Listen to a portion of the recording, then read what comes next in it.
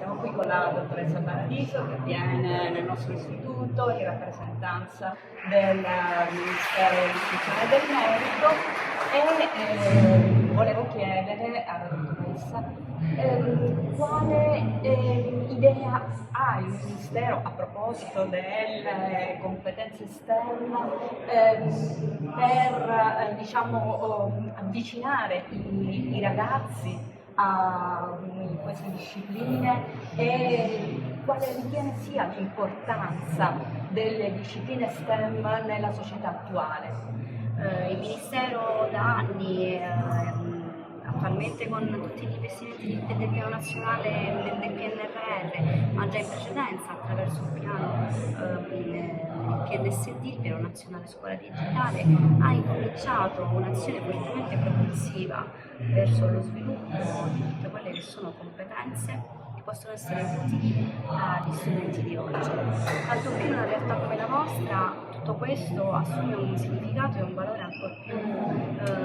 imponente, nel momento che in un contesto come quello vostro, come quello attuale, ma come quello un po' di tutta la scuola italiana, che fa i conti comunque con dei livelli di innovazione molto diversi. Sapete che abbiamo una situazione a macchia di leopardo da un punto di vista di scuola innovativa, utilizzo di metodologie didattiche innovative,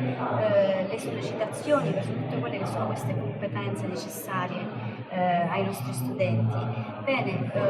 in un contesto del genere queste azioni diventano tanto più significative in quanto servono a utilizzare, far sì che la scuola sia come diceva la nostra dirigente, un ascensore sociale, non solo un contesto vivo, dinamico, abilitante, di vera e propria emancipazione sociale. A voi quindi in bocca al lupo da parte nostra per il prosieguo di attività di questo tipo e di implementazione del collegamento nella caratterizzazione col vostro territorio e le vostre opportunità territoriali ma anche nazionali. Benissimo, molte grazie dottoressa.